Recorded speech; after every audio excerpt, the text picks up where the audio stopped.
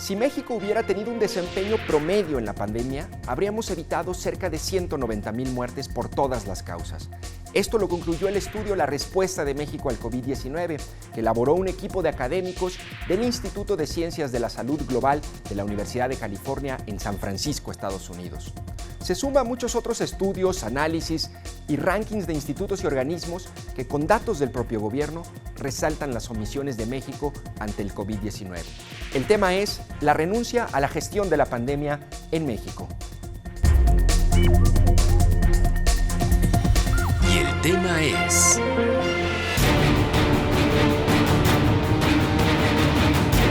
la honestidad. Eso es lo que protege, el no permitir la corrupción.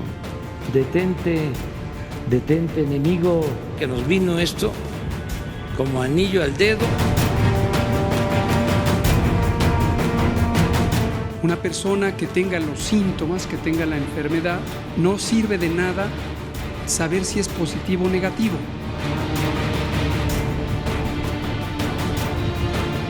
No se ha quedado una sola persona sin atención. Tenemos las camas, tenemos los ventiladores. El usar cubrebocas tiene una pobre utilidad, o incluso tiene una nula utilidad. ¿Usted va a usar el cubrebocas? No. Ahora ya, además, de acuerdo a lo que plantean los médicos, ya no contagio. Este plan es de aplicación voluntaria. México ha sido golpeado por una sola ola de COVID-19 que ha fluctuado entre los niveles muy altos y extremos del virus sin corregir las políticas sanitarias para controlar la transmisión. Con más de 10,000 muertes en promedio por semana y un exceso de mortalidad por encima de la media, estos son los 5 errores en la pandemia que detectó el Instituto de Ciencias de la Salud Global de la Universidad de San Francisco, California, y que coincide con otros diagnósticos. 1. Se minimizó desde el principio la gravedad del virus. Al mismo tiempo se arraigó esta sensación de que era inevitable el fuerte impacto de la pandemia en el país. Nada podemos hacer, muchos morirán. No es una enfermedad grave, en su mayoría, estamos hablando de más del 90%, son casos leves. Leves quiere decir los síntomas de un catarro. En la gran mayoría, la mortalidad es sumamente baja si consideramos el enorme volumen de personas infectadas. 2. La escasez de pruebas de COVID-19 impidió su uso para la detección temprana de brotes, junto con el rastreo de contactos y el aislamiento de casos y las intervenciones a nivel local para contener la transmisión comunitaria. México está entre los países con menos pruebas aplicadas por millón de habitantes. En abril de 2021, México ocupaba el puesto número 155 por número de pruebas por millón de habitantes entre 203 países. 3. Las autoridades difundieron información que alentó a los pacientes a enfrentar la enfermedad en su casa y no buscar atención médica a menos que se presentaran síntomas graves. Esto contribuyó a las altas tasas de mortalidad, puesto que los pacientes buscaron atención médica solo cuando estaban gravemente enfermos. El estudio de la Universidad de California estima que el 58% ha muerto fuera de un hospital. Pero vale la pena preguntar, con 10,000 muertes semanales en promedio, ¿cómo podrían saturarse los hospitales? Lo que llegaron a saturarse fueron, en cambio, los servicios funerarios. En otras palabras, la estrategia ha sido evitar el colapso de hospitales y no el centro de cualquier política pública de salud, preservar la vida de los ciudadanos. Ya se domó la pandemia. No nos desbordó, tenemos capacidad para atender enfermos. 4. Durante los primeros meses de la pandemia, las autoridades se opusieron repetidamente al uso del cubrebocas. El presidente al inicio ridiculizó su uso como una exageración. A medida que se acumuló la evidencia científica y las críticas, las autoridades sanitarias solo favorecieron su uso de manera ambigua. El cubrebocas ayuda a que no se contagie a los demás. Punto y aparte, si creemos que el cubrebocas es una barrera para protegerme a mí mismo porque lo estoy portando, no. Entonces, no digo que no sirva. Lo que digo es, sirve para lo que sirve y no sirve para lo que desafortunadamente no sirve. A causa de la resistencia del presidente, el uso de mascarillas se convirtió innecesariamente en un asunto político, cuando era un asunto sanitario, de vida o muerte. Estas reducen hasta 70% el riesgo de contagio, según la evidencia científica. 5.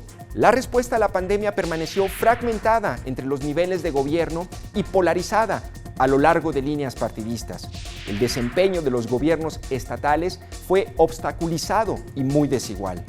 El primer y único confinamiento nacional del país, que suspendió todas las actividades no esenciales, incluida la educación presencial, empezó el 23 de marzo y terminó el 30 de mayo de 2020. De cara al regreso a la llamada nueva normalidad, a finales de mayo el presidente renunció a la rectoría de la pandemia a nivel federal al aplicar lineamientos de forma voluntaria. Esto lo liberó de tomar decisiones y su costo político. Este plan es de aplicación voluntaria. Si hay una autoridad municipal, estatal, decide que no va a acatar este plan, no habrá controversia. Un error se corrige o se evita repetirlo. En el caso de México, no ha habido rectificación de estos 5 errores a lo largo de un año. El COVID-19 ha matado a más de 212,000 mexicanos en un año. Hoy, una tercera parte de todos los decesos por alguna enfermedad en el país son a causa del virus, muy por encima de las estimaciones de Hugo López-Gatell. El mínimo era 6,000, otro escenario era 8,000, otro era 12,500 y teníamos así hasta 28,000, que se redondea a los 30,000, e incluso un escenario muy catastrófico que podía llegar a 60,000. ¿Se pudo hacer mejor? Nueva Zelanda se declaró libre de COVID-19, sin casos activos, a principios de junio de 2020, gracias a severas medidas de restricción que impuso el gobierno de la primera ministra Jacinta Ardern. Las claves: un sistema de eliminación y no mitigación como la mayoría de los países. Es decir, en vez de aumentar las restricciones según avanzaba el virus, se estableció una estrategia invertida, un confinamiento duro, cero movilidad por 40 días. En otras palabras, destruir la curva en vez de aplanarla. Esto incluyó una estrategia de pruebas y rastreo, además de controles fronterizos y un sistema coherente de alertas y comunicación pública. El aislamiento geográfico de la isla ayudó, pero no fue el único factor. La congruencia del mensaje de gobierno se evidenció cuando, al anunciar el confinamiento en marzo de 2020, el ministro de Salud de Nueva Zelanda, David Clark, viajó a la playa con su familia.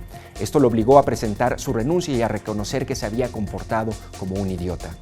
En México, López-Gatell, el zar anti-COVID, vacacionó en enero de este año en una playa de Oaxaca y 2 meses después, tras dar positivo al virus, se presentó en un parque de la Ciudad de México cuando aún era contagioso. Su respuesta: acusar a los medios de lucro y morbo. Lamentable realidad de tener en México medios de comunicación, sobre todo los medios corporativos, que durante toda la epidemia han buscado sacar de alguna manera notoriedad, supongo que por razones, en algunos casos, de lucro. Un país con 5 millones de habitantes ha registrado solo 26 defunciones. Una diferencia: Nueva Zelanda ha hecho 49 veces más pruebas por millón de habitantes que México. Reaction when you heard there were no active cases of COVID-19 remaining in New Zealand? I did a little dance. Los mensajes de salud pública en México han sido contraproducentes. Se enfocaron en algunas reglas, sana distancia, confinamiento, en lugar de explicar los mecanismos de transmisión del virus y actualizar con la evidencia científica que surgía esa información. En vez de una comunicación pública para ayudar a la población a realizar cálculos informados sobre el riesgo, ofrecieron pautas ambiguas. Ninguna guía puede cubrir todas las situaciones, pero la información cuidadosa, precisa y actualizada puede empoderar a todos. Una falla similar está ocurriendo con la vacuna. No hay una campaña que brinde información sobre el comportamiento, riesgos y tiempos que toma adquirir la inmunidad. O el hecho de que estar vacunado no implica que dejes de ser contagioso para otras personas no vacunadas. La falta de toma de decisiones contundentes para evitar los costos políticos, sumado a la incapacidad de rectificar y reconocer errores, y esta comunicación errática, sin un plan homogéneo desde lo federal, nos permiten concluir que el mal liderazgo en esta pandemia le ha costado al país miles de muertes que pudieron evitarse.